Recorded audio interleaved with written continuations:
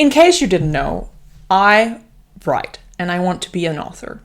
And the thing about writing is that sometimes it can be very hard to stick to your own vision and to not let your mind and your style be polluted by everyone else's ideas of what good writing is. I'm not just talking about critique of your particular work, like this character arc is not very well done or you need more detail here, but like more of a general sense of what good literature or what good entertainment is.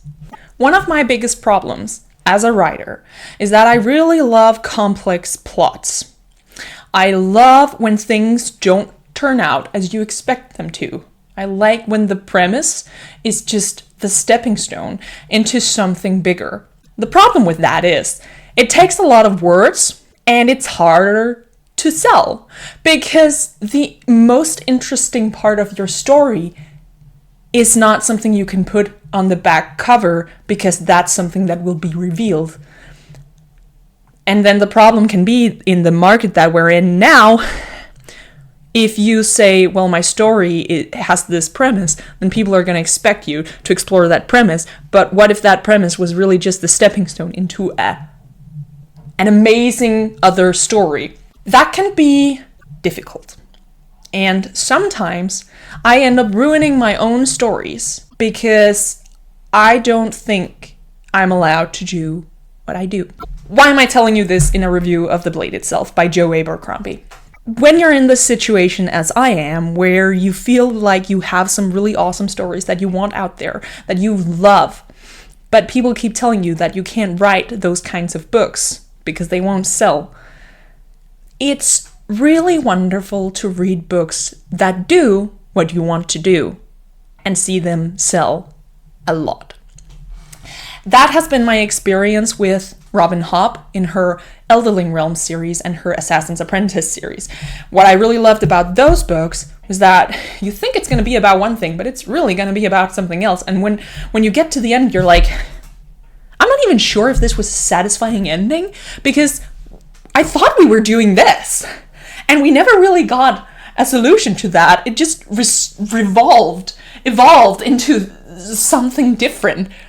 But at the same time, all I know is that I had a fantastic emotional journey and I am invested and I'm a little heartbroken that we didn't get the solutions that I expected. But at the same time, I'm so full of happiness for the journey that I was brought on. That is the experience that I would love to give people as a writer. So that was my experience with Robin Hobb, and it was also kind of my experience with The Blade itself. I have only read the first book and then a little bit of the second book. I'm listening to it as an audiobook.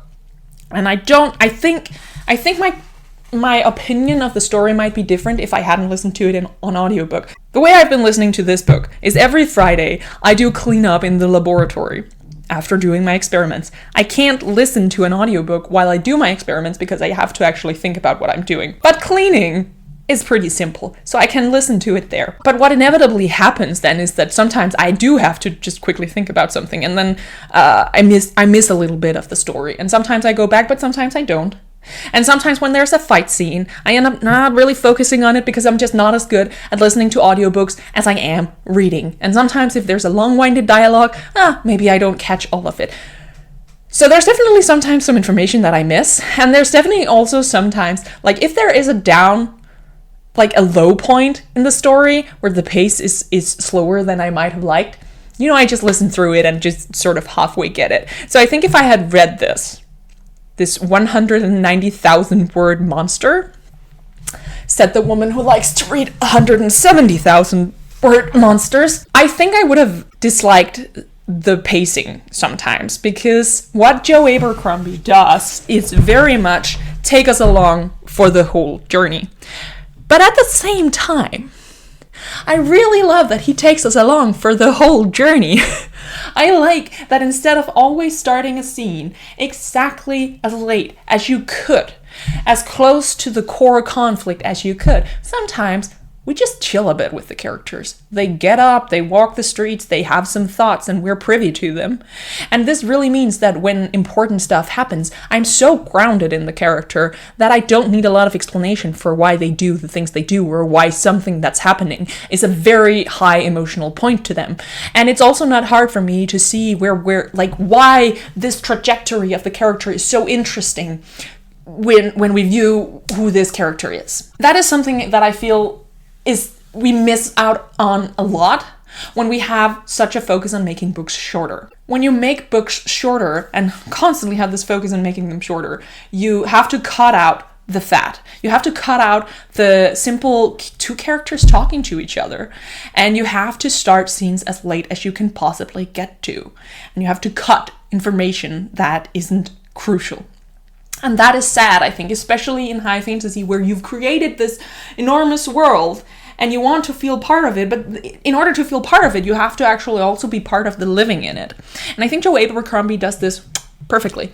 I really feel that I am living in this world, and I really like that he has just allowed this complex political situation to exist, and he just takes us into it, and he both expects us to be okay with sometimes having holes in our knowledge where we have to be like, okay, we hope those blanks will be filled later. But he also actually takes his time to sit down with you and explain things.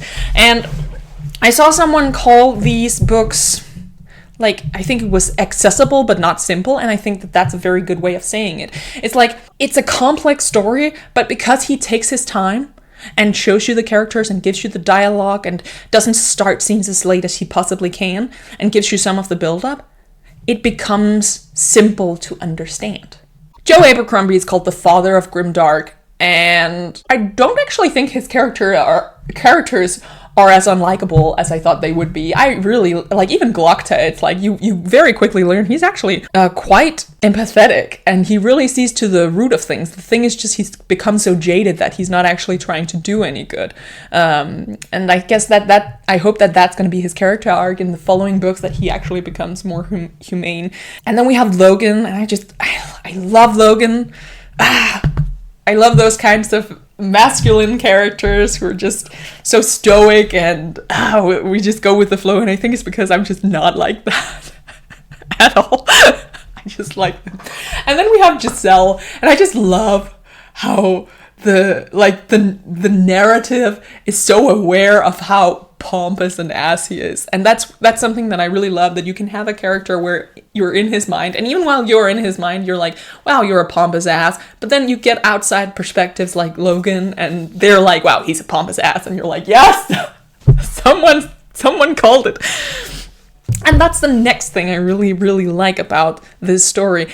I have another video where I complain about the Stormlight Archives. I have to say, I love the Stormlight Archives, but I'm not sure I'm actually going to be reading Beyond Oathbringer because of the frustrations that I describe in that video. I just came to the realization that as a writer, the things Brandon Sanderson is interested in writing about are not what I'm interested in as a reader. And that is completely fair. An author should write what they're interested in. But I just realized that I kept getting disappointed because the things I want as a reader isn't what he wants as a writer. And the same thing kind of happened with Game of Thrones, where it was like, I read until, I finished the third book, and I really loved it, and I gobbled the first 3 books up, but then I just stopped with the 4th, because I could feel like I'm done now. Too many people I cared about have died. Everyone who are left have been scattered. The political drama is no longer really present. It's just a bunch of different stories with fully fleshed 3-dimensional characters that I love, who interact with 2-dimensional minor characters, or some of them are 3-dimensional. But what I'm interested in, as I said in my Stormlight Archives video, is fully fleshed 3-dimensional point of view characters who interact with each other. And that is this book. I loved it when I realized he was actually gonna bring all of the characters together, and when they started to meet, the scene where Logan meets West, I just loved it. I was grinning. I was, imagine me going around in the lab doing the dishes and just with this grin. That was me in that scene, because it was just perfection. It was almost pure dialogue, but because I knew both characters so well, I just understood how these characters interacted, and I could see the potential friendship between these two characters. And the way it ends, the interesting thing about this book is that it really is, and I was warned about this, it really just is character development. No plot until like the last 10%. And then it's like, wow, okay, all of these characters are actually going to be like going on a quest together, okay. And I didn't know that was what it's going to be. You know, I thought it was all going to be about this war that we've been building up and these Northmen versus the Union, and I wasn't sure what this wizard was up to and but I felt like he had some plans, and then suddenly we're all going to go on a quest, and I love it. And this is what I mean about the story is not what I expected. It's not what the premise seemed to be. It evolved into something different. And I love that it took its time to get there. And I love that it gave me something that I didn't know I wanted. Of course, it's a story where you kind of have to be patient with it because it really takes its time to get where it needs to go and rev up the engine. And I have to say, sometimes with some of the fight scenes, like sometimes it feels like there's just a fight scene because now we need some action because the rest of the stuff is just dialogue. So sometimes I got a bit with the action scenes because they didn't feel like there was a lot of stakes. But that's like kind of like my biggest critique is that I don't really care about a lot of the action, but I love the dialogue. I love dialogue between interesting characters, specifically because dialogue is a battle if it's good dialogue, and it's a battle that's about something other than life and death, which means that the outcome is much more interesting because you don't know whether the character is going to win or not. Whereas in an action scene, very often, you are sure that they're going to survive. So is it really interesting? What are going to be the consequences of this fight scene? But I think then when the characters do meet, he starts to use the action sequences as a way to force characters to bond. And I really like that. That's a great way of using the fight scenes in a quest. That it's really about the internal dynamics of the people on the quest and not really about the fight itself. I really like the audiobook. I think that was a great experience. I really like the voices. I like that it feels like the, what do you call it? What's the English word for this? I really like that the person who is voicing the book, what do you call it? The storyteller, the man who's reading in the audiobook, seems to have great respect for the characters that he is voicing. He gives interesting voices to the characters, but they never feel degrading. So overall, really great experience with the blade itself. I recommend it. Kind of slow at times, but I like that it takes its time. I like that it has somehow gotten popular in spite of breaking so many of those damn rules that I'm constantly trying to follow. I really appreciate that. It gives me hope, and it gives me a little confidence to say, you know what? No, I'm gonna actually let my characters talk with each other here and stuff like that. Because the thing I'm also learning is that even though people keep telling me like, oh, you have to write shorter, they also keep commenting, well, I don't care because you haven't given me the emotional buildup. Well, I need words for that. So it's a balance. And I just love seeing authors do different things. This is the great thing about reading. When you read broadly and read a lot of different things, you see different methods and different visions. And that's really interesting, and it makes me happy to see that there are so many different things out there. If you like these kinds of, well, this was not really a critique. In fact, a lot of the stuff I've been doing lately hasn't really been critique. Am I not as critical as I thought?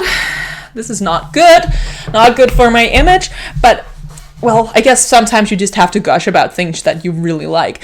But if you like listening to me talk about things that I like or don't like in different stories, then stay tuned, subscribe, ring the bell if you dare, and have a great day.